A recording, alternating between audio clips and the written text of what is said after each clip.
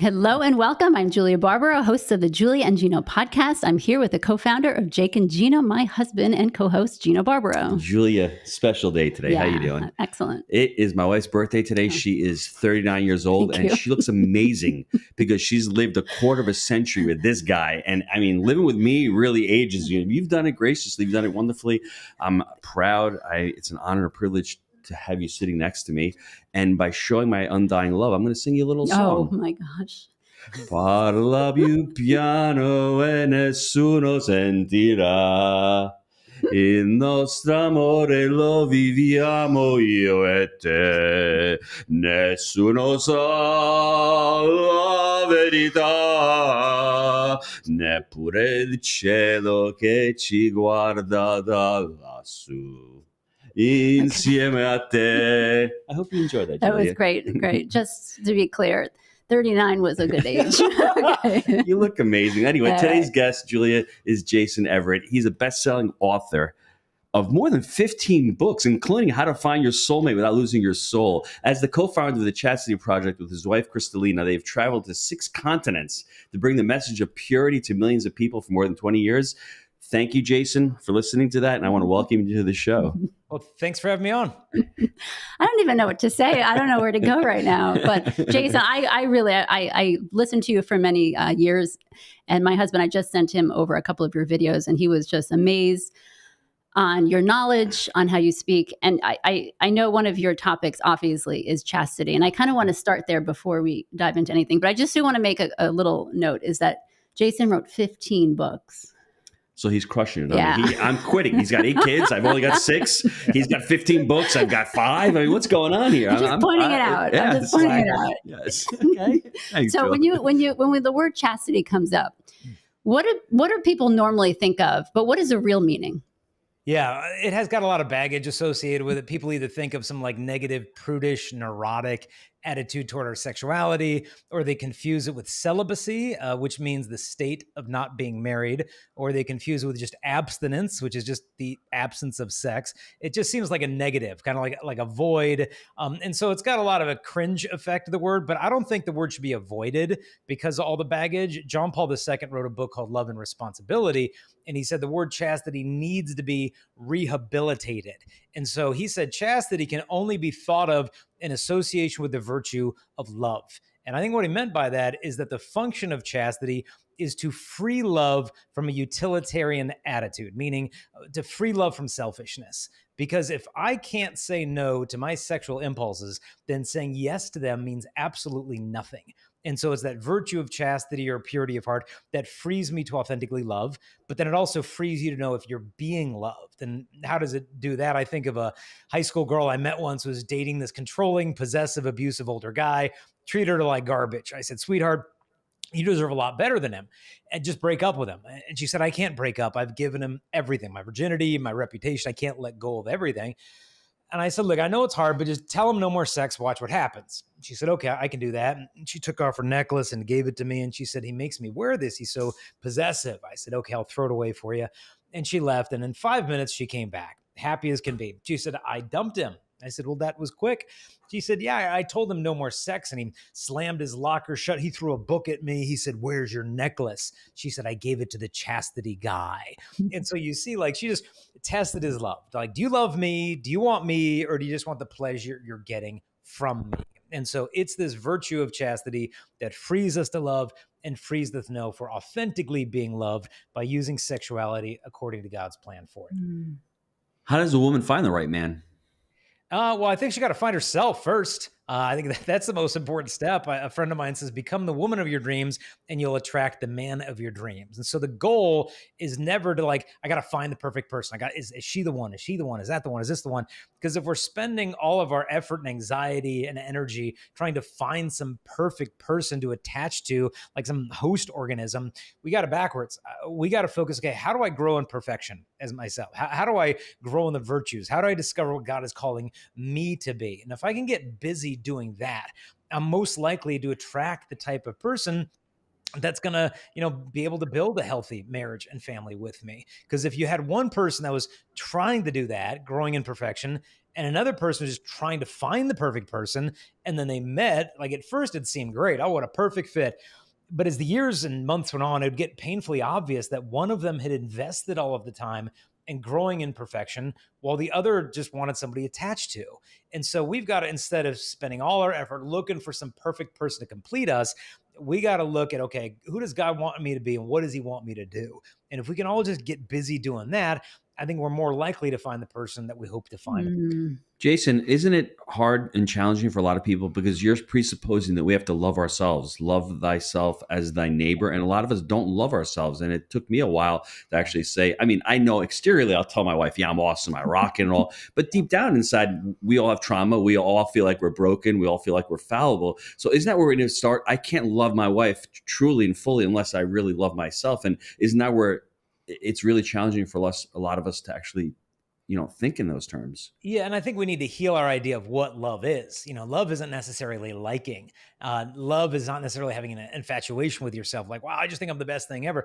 Love is to will the good of another. And so you've got to start there of like, look, I don't have to be real happy with myself because I made some dumb decisions or I know I've got these faults, but I have to will my own good.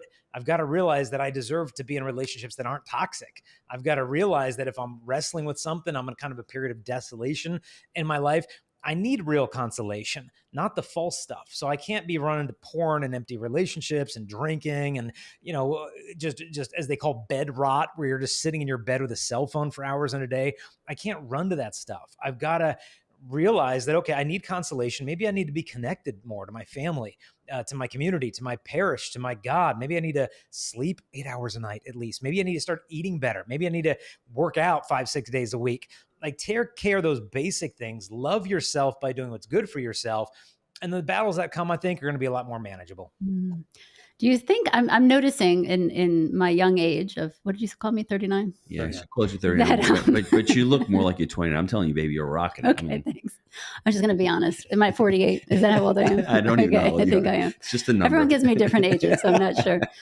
The interesting thing that I'm noticing, because Gino and I know you also got married younger. I was 23. You were 28 when we got married.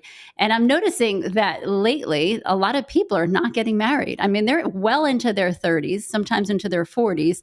They're living together. Maybe they're even engaged for years and years and years. I mean, I know someone that was literally engaged for 9 years. And so what's happening? What's going on nowadays? Because I'm kind of confused.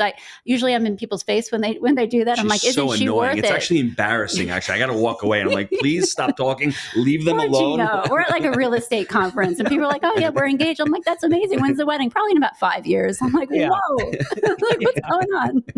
Yeah, no, engagement is not supposed to feel like the 40 years Moses spent wandering in the wilderness with the Israelites. Like we're getting married next presidency or something. It's like, what's going on here? I mean, what you perceived is reality. This is the first time in the history of the United States where the majority of American citizens are not married.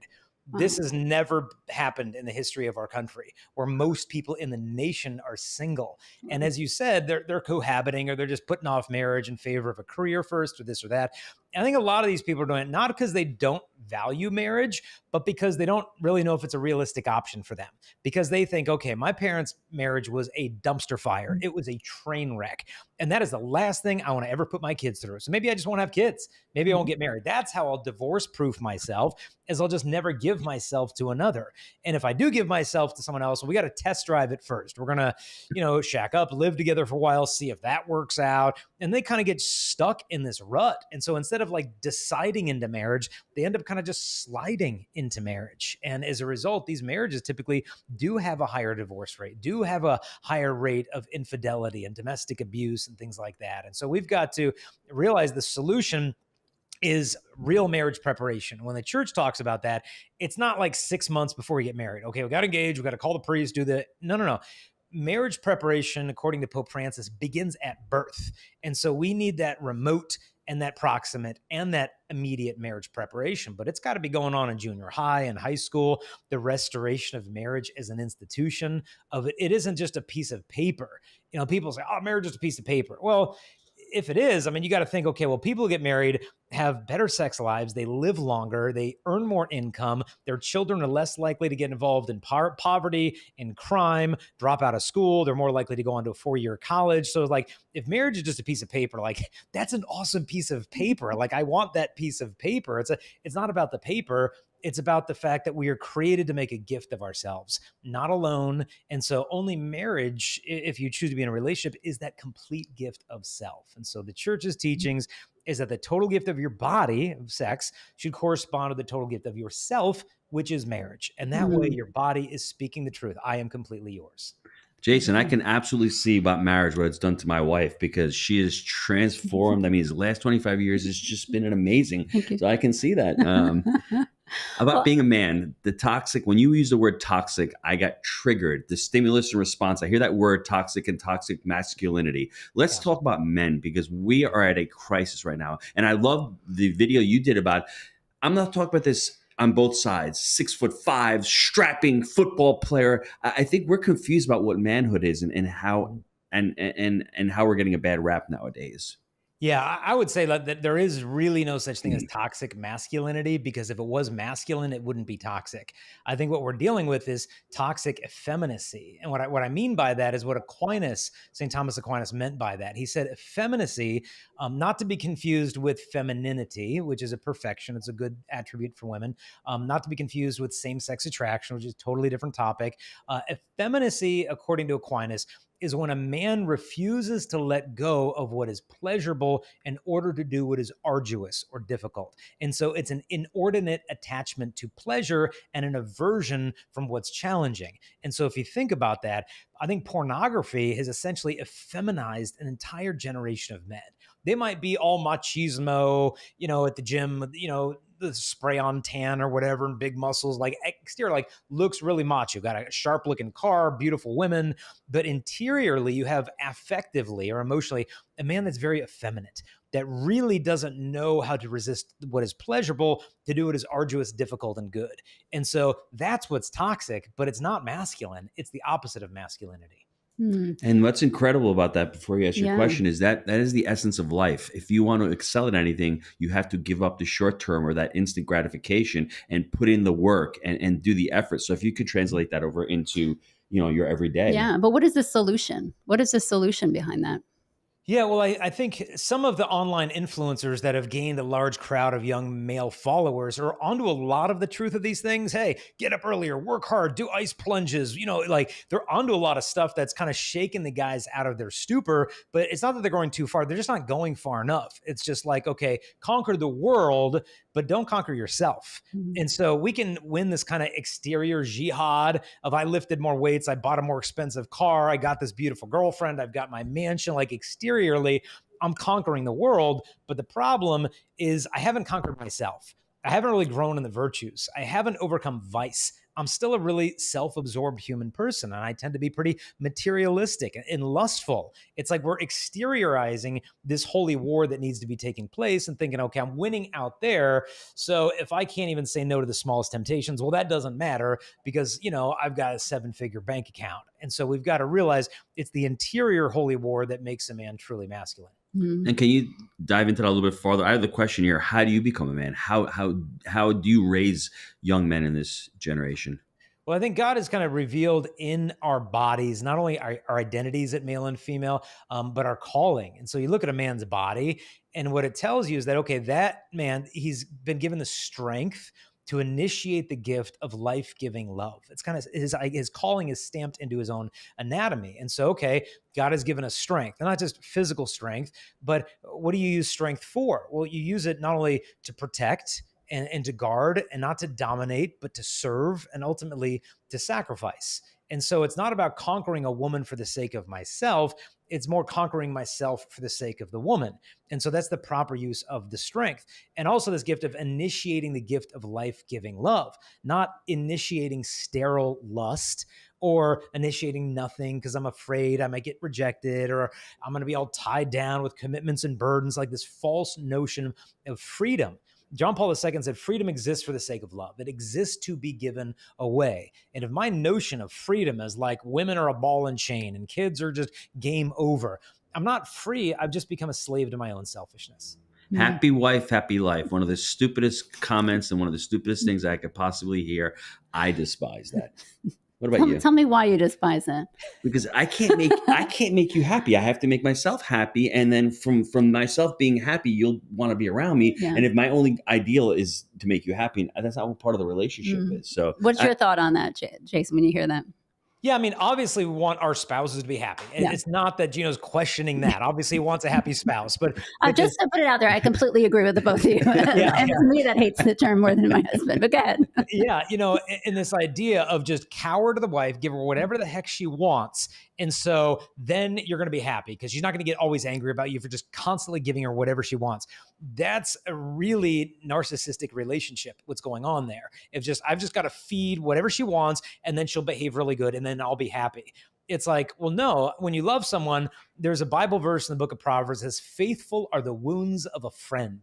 And it's a peculiar passage because faithful are the wounds of a friend. And the way I look at that is if somebody stabs you, are they your friend? Well, it depends. If it's a surgeon and he's stabbing you to bring out some tumor in your body, it's an act of charity. Obviously, if they're stabbing you with gossip and things like that, okay, well, that's not an act of love, or they're mugging you or whatever. But there's a way to wound one another in a loving way that sometimes I need to say things that are hard. Sometimes we need to have a little healthy pushback that I'm not just some doormat that's going to do whatever you want so that you can be happy at my expense. I mean, if you had two people living in that, it's such a broken dynamic. It might seem like a harmonization, but it's a harmonization of egoism, and it never escapes out of that. And so we've got to be willing the good of the other, not simply for my own sake, but for what is good for them. And it's not good for them for me just to be a doormat, but for me rather to let my needs come to the surface. Say, hey, I need this in order to be happy. Well, I need this. Well, hey, let's try to meet each other's needs because we love each other, not just because of what I can get out of trying to appease you. Yeah. And in your experience, I'm sure you know people like that. We know plenty of people like that where one or the other, well, mostly I guess the happy wife type of thing. What's the solution in there? Is there hope for those people that have been married who knows how long and you just watched it all these years? Yeah.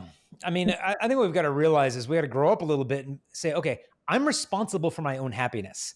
It's not your job to make me happy. It's my job to learn how to do authentic self-care of okay, what brings me joy? Does it bring me joy to, get up early and go for a jog? Does it bring me joy to do this? And obviously if that gets to such a point where it's impinging upon the well-being of the family, well, I got to do me to be happy and trample on everybody else. That's not healthy. But then we also have to avoid this opposite extreme of you're in charge of my happiness. And if I'm not happy, it's probably something you did wrong. It's like, oh, no. Own yourself. Learn what makes you happy and bring that joy into the family. And so if two people are doing this, I think at the service of love and they want to put each other first, but they know how to make themselves happy, I think that can create a really healthy dynamic. But if it's just hey, I'm grumpy. I must be grumpy because of something you did. And then it's well, wait a minute. Are you doing self-care on your own? Do you know what really makes you happy and brings you joy? And can we carve out some time in our lives for you to be free to do that? To me, that's a much more healthier dynamic. And that's why I think couples who are dating need to be real sober about this. Okay, are there some serious issues here that if they didn't change, our marriage would be disastrous? Am I getting married hoping that is going to solve these problems? Because a lot of people will enter into deeper layers of commitment hoping it'll resolve previous problems. Well, he does this, but maybe if we sleep together, then he'll stop doing that. Oh, well, I know there's this really unhealthy thing, but if we get engaged, maybe it'll go away. Maybe if we live together, then he'll stop doing that. No. You don't want to move forward hoping they'll change. You only want to move forward hoping they're going to stay the way they are. Otherwise, you're just dating your imagination. You're not even really dating a person. You're just dating a project. That's awesome. Because we do that a lot of times. Is well, when this happens, everything will be better. And I think that's a huge mistake on our part, especially when it's our soon-to-be spouse. I don't know, because you're just sitting next to me. Jason. I want to go into your family dynamics, but before that, we talk a lot. I feel like we've had a lot of people talking about men on this podcast. So I'm curious your take of women, because a lot of women, they don't have the right message of their worth and their value. And I heard you say something once, maybe you'll say it today, I don't know. But what's your view of women and what should we be knowing about ourselves? Aspiring towards? Yeah.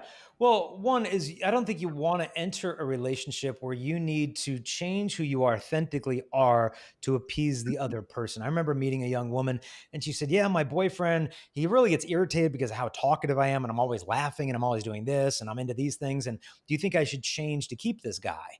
And I said, no. I said, that's the worst thing you could possibly do, to try to morph into someone you're not to appease a guy who doesn't love you for who you are. I said, the very thing that will kind of turn off the wrong kind of guy will be the very precise thing that attracts the right kind of guy. Because the right guy for you is going to want to have these conversations. He's going to love your effervescence and your attitude. Like, that's going to attract the right guy. And so don't change who you are. That being said, I think women obviously are under a lot of challenges when it comes to dating and relationships today. I think some mistakes are just putting off serious commitment and being like, oh, I'll settle down in my 30s. I'll settle down later on. I'm going to do this stuff and hook up and go to the bars and clubs and have a lot of fun. But then when that season's finished and you're in your mid 30s, like, okay, let's find a good guy. Wait a minute, where are all the good guys? Yeah, they got married like 10 years ago. And then you think, okay, well, men are the problem. It's like, well, maybe you just didn't take your own vocation seriously enough. And so you've got to discern, what is God calling me to in my life? Is it religious life? Is it married life? And if so, dating is marital discernment. You're not dating for recreation. You're not dating because you're bored or you're lonely. And as soon as you discern, this guy is not going to be the father of my kids, this is not the man I want to spend the rest of my life with, then you need to get out of that as soon as possible. And just because a relationship is hard to end, it doesn't mean you're supposed to stay in it. Sometimes breakups are going to be difficult, but what's more difficult, I think, than breaking off a relationship is staying in the wrong relationship. And not only for the next couple months, but sometimes getting anchored into one of these things for a lifetime and then looking back and thinking, what could have been? And so I know this road could be long, and I know it can be frustrating for single women. Like, look, no, I wasn't clubbing and I wasn't sleeping around, and I've tried to follow God's path for my life. And here I am, 32 years old, and still looking for Mr. Right. Should I lower my standards? And what I would say is that, look, I know it's disappointing, it's frustrating, but it's much better thing to be disappointed in some guys than to be disappointed in yourself for settling for a guy who's only half of the man that you deserve. And so try to keep those standards high as heaven, to not give up hope, and not to turn to false consolations or more lower your morals. Because if you want to date, I mean, I could get you a date in 5 minutes. I'm sure there's some app we could figure out, throw it up there, and you guys would have a line of cars in front of your house in 5 minutes. But that's quantity. It's not quality. And so keep your standards high as heaven, trust in God, because I know this can be quite a bit of a white martyrdom as you're waiting on God and wondering, well, what the heck, God? Like, if you're all loving and you're all powerful, how come I'm not getting what I want? And it can be very difficult. But know during this trial that God is giving you the gift of faith, taking you through this dark night, through this desert, because whatever vocation he calls you to, you're going to need that gift of faith. And so sometimes he gives it to us through trials. In one of your videos, you're talking about how to let people in. The castle becomes the cage, and the cage becomes the coffin. Can you expand upon that a little bit? Yeah, I think a lot of times when we get wounded, we get betrayed, trauma, and hurts, the natural reflex is just protection. Like, that ain't going to happen again. And so it typically starts with, like, you get a wound, you break your arm, it goes in a cast. Okay, that's supposed to be there. It's a healthy reaction. There's a time of healing that needs to take place. But eventually, when the bones strengthen, the cast gets removed, and, the muscles are weakened. It's a little more vulnerable and weak. But you can do some physical therapy and you build back. The unhealthy response is like when you've been brokenhearted. Well, boom, you not only create this cast, but you create like this castle of like, nobody's going to do that to me again. But this castle becomes like a cage, like a prison, and eventually just becomes a coffin. What's meant by that is the very thing you want the most, which is love, requires the thing you fear the most, which is vulnerability. And so instead of learning how to be safely vulnerable, of discerning which guys are trustworthy, which guys are not, how do I surround myself with people whose opinions I love and admire and respect, and I've got accountability, and I can bring him around them. What do you think about this guy? And so you're not deciding all by yourself. So instead of learning those strategies for healthy discernment, if when you should be vulnerable, with whom you should be vulnerable, the solution is that's all too confusing and it's scary. And so boom, the guard goes up. And some of these women will literally have like no boundaries around their body, but a fortress around their heart. You can see her body, but you can't see her. It's almost like she's hiding behind her own nakedness. offering guys what they're least likely to reject out of fear that if they really peered into her, that they would reject her. And that's a wound she can't afford to feel. And so she just keeps these relationships at a superficial level instead of doing the deep dive of healing that's needed for her to be able to give and receive the love that God created for her. And what's the first step in that healing? Well, you got to own your stuff. Like you got to face it, own it, heal it. Maybe that means going to counseling. Maybe that means, okay, I went to counseling. I didn't like counselor. Okay, shop around, find another one. Don't like that one, find another. Okay, this one I like. Okay, now invest the heavy lifting of therapy, of going in there. A friend of mine says that your mind is like a bad neighborhood. Don't go in there alone. And so bring some company in there. Like, yeah, why am I getting hung up on these guys that I don't even want to be with in the first place? Like, why am I getting into these dead-end hookup relationships? Why do I always end up dating guys who treat me like garbage? Okay, let's find the answer to that question. What's your relationship with your dad look like? When did this stuff start? When did these patterns of relationship begin? Have you suffered trauma when you were 12 years old and then learned from that you're just not worth protecting, that you're not worth fighting for? Like, let's go to the roots of these issues instead of dealing with just the fruit, because the rotten fruit of the hookups or the body dysmorphia or the eating disorders or any of this stuff, that's just the fruit. But that's typically growing off of a stem, which is a lie of I'm unlovable, I'm undesirable, I'm unwanted, I'm not worth protecting, all those lies. But those lies have their roots deep in a soil, often of trauma or broken family dynamics or things like that. And if all we're doing is kind of snipping at these fruit, wait another season, they're going to be back up, because we're not going to renounce the lies and we're not going deeper than them down to the roots. Because once we heal that root structure and we start disturbing that and reseeding it, then we're going to see different fruit in our life. And so that's the work of therapy, going down, just binding and breaking these lies, going down to the wounds, doing some heavy lifting there. And that is the greatest gift you can not only give to yourself, but to your future spouse and kids, to kind of face it, own it, and heal it. Love it. You use the word dysphoria, so it's a great pivot for me, because I was really attracted to your videos when you talked about the transgender, the ideology, and trying to be a little bit more compassionate. And you use the word dysphoria and opposing with euphoria. Can we talk about the gender dysphoria and how we actually have a conversation about this topic? Because this is it's very difficult to have a rational, logical, emotionless conversation, but we need to have these conversations because we need to understand the other side and we need to show that compassion. Yeah, we've got to walk carefully, because I think a lot of Catholics have maybe one or two responses to this whole issue. It's either to kind of just dismiss it or just debate it. Basically, like to dismiss it. Wait, is this, non-binary, gender fluid, trans woman? What a bunch of crock. I mean, you're either XX or XY. They're all there is to it. But if you're on the receiving end of that, and you've wrestled with gender dysphoria long before TikTok came to be, this has been part of your story, and you hear a Catholic just mocking and dismissing it, it's like, okay, well, I know who not to open up to: Catholics. And there's no room for me in your church and in your pews to navigate through these struggles in my own life. And so where am I going to turn? Well, some online LGBT community forum where they celebrate me and congratulate me for my braveness of transitioning from puberty blockers to cross-sex hormones and these different gender-affirming hysterectomies or this or that. That's my new home. And so that's why when we touch on this subject, and sometimes you experience like an anaphylactic reaction from the other person, it's because you're not just debating an ideology. What we're really looking at here is an identity, a community, and a sense of mission. And if they feel they're being stripped of all of those things, because like, wait a minute, I found my identity. These new words I've discovered resonate with my lived experience. And I found this community of support of people who unconditionally love me. When my Catholic parents basically kicked me to the curb when they found out that I was, wrestling with these things. And now I have this sense of mission too, as this victimized minority. There's a lot of weight behind identity, community, and mission.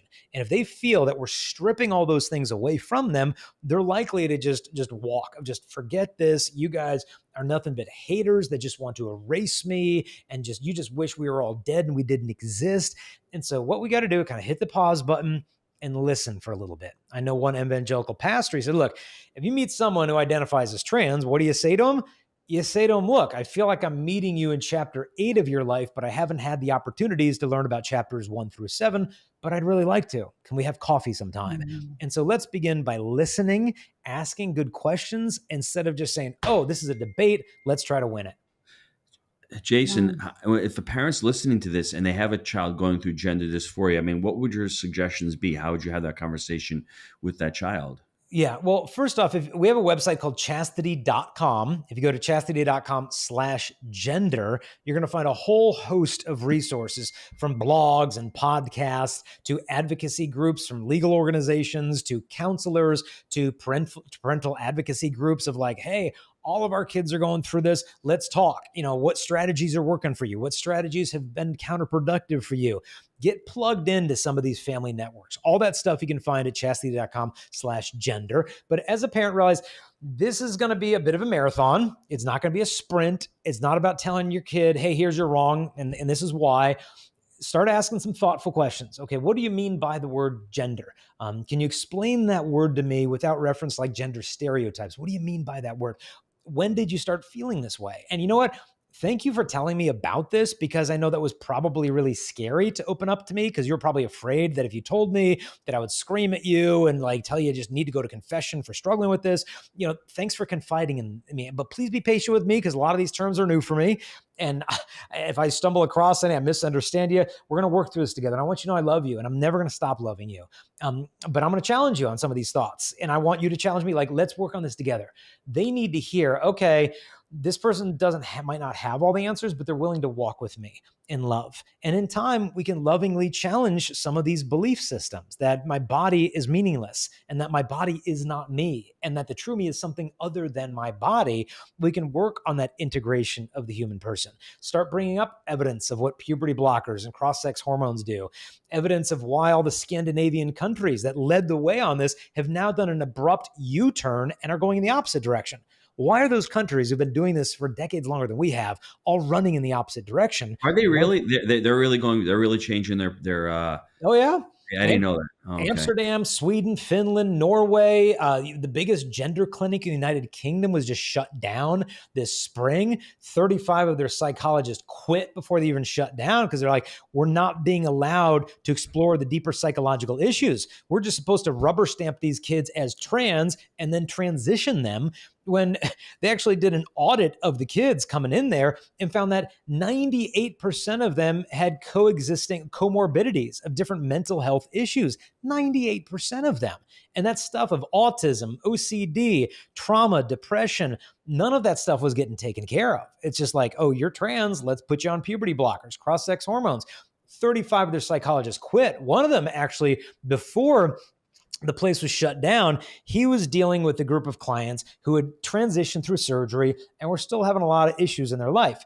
And then he had another patient group he was working with who were contemplating transition as adolescents. And so he thought, well, what would happen if I just took my two groups I'm meeting with and just put them together and just give them a chance to talk and share their stories? You know what happened when the transitioners met with those wanting to transition? 98% of the kids who previously wanted to transition decided, I don't think I needed to go through that anymore. 98% of them desisted after seeing where it eventually led.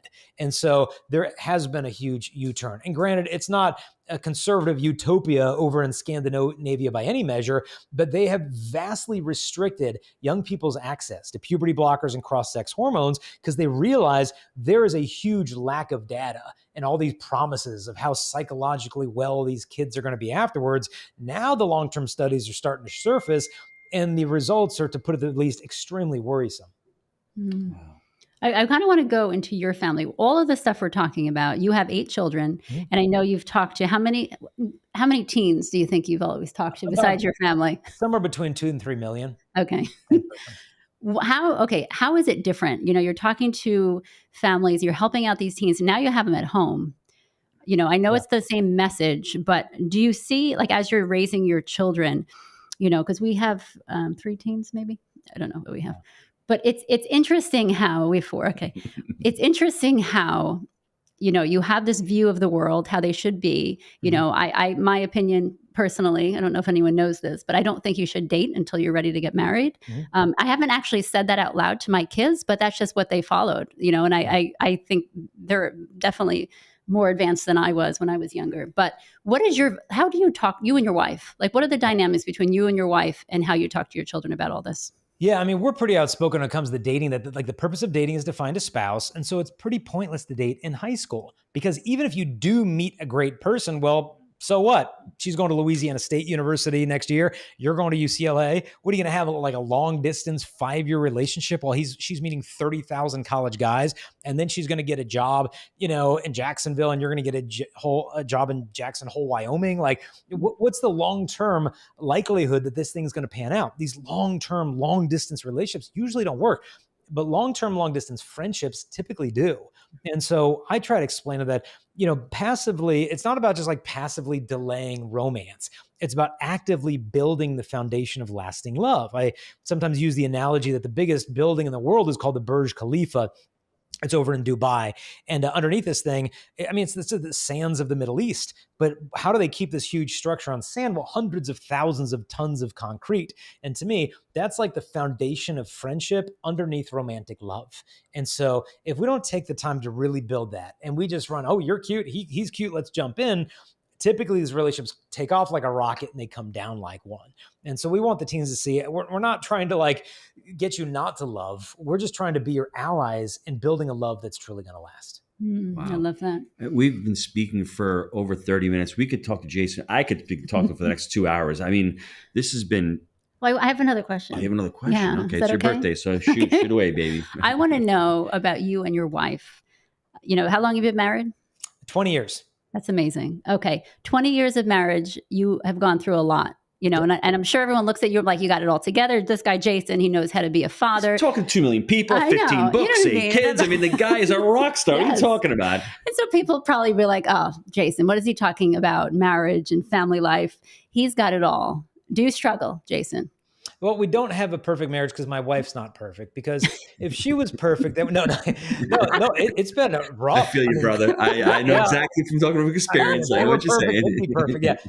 No, I mean, marriage has been a lot harder than I ever anticipated, and we're very open about the fact, like, we've gone to marriage counseling together throughout marriage, different points of rough patches, and we don't feel any shame in saying that, because people are like, oh wait, like, you're the How to Find Your Soulmate Without Losing Your Soul couple, and you wrote Theology of the Body for Teens, and you went to marriage counseling. Oh my goodness, my world is shattered. It's like, yeah, you better go to counseling too when these rough patches come, because there's no shame in saying, hey, we need a little help to figure out this stuff. And, we're not seeing eye to eye. And I remember there's one patch we're going through where we just couldn't agree on this one major issue. And it was just like, what the heck, God? And I went and I prayed and I'm like, God, is she right or am I right? Like, just tell me, and like, we'll go there. Because like, I mean, if she's right, God, tell me, because I'm pretty sure I'm right. I mean, statistically, she could be right. I think it's a pretty slim probability, but like, if she's right, tell me that. And it's like, God cut through all that. And he said, it doesn't matter who's right, just love.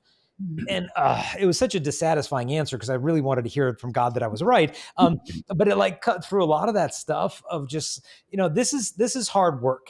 And if we think that love and marriage is just some readily given thing, well, John Paul II said, love is a constant challenge thrown to us by God. And so the tools of being quick to forgive even before the person asks for it, instead of be like, I'm going to pout until you give me this awesome apology. That's not going to fly. Like, I've got to forgive you before you even ask for it, because a lot of times you're not going to ask for it. Because a lot of times I don't even ask for it, because I don't think, did I really hurt you, or are you just oversensitive? It's like this stuff. I mean, that's why marriage, part of the purpose is just the sanctification of the spouses. And that's why your faults are kind of going to come to the surface like oil and water. And when that happens, we shouldn't freak out and panic. It's like, okay, this is what God intended this sacrament to do, to bring my faults to the light so they can be purified and healed. And it is a messy process. And so I think the more that young couples are told this before they get married, the less likely they are to panic when things get tough. Yeah. Jason, love requires vulnerability, and you were vulnerable there, and I love you for that. I mean, what a great little, ending. Where can the listeners get a hold of you? You got so many great videos and so much great content out there. Yeah, the website is just chastity.com. So CHASTITY.com. And that's where people can find our books, like the new one we just came out on the topic of gender. We've got ones that teach guys how to date, one for the girls on how to find the right guy for you, different ones on how to break free from pornography for guys as well as girls, all kinds of resources, even stuff for parents at chastity.com. And there you can connect with our podcast, which is Lust is Boring. You can connect with us on Instagram, on YouTube, Twitter, all of that stuff through chastity.com. It's amazing. Good. Jason, thanks for being on. And I'm going to end the podcast by singing to my wife again because it's her birthday again. Please don't. Like, yes. This is like the most Quando sono solo sogno l'orizzonte, mancan le parole.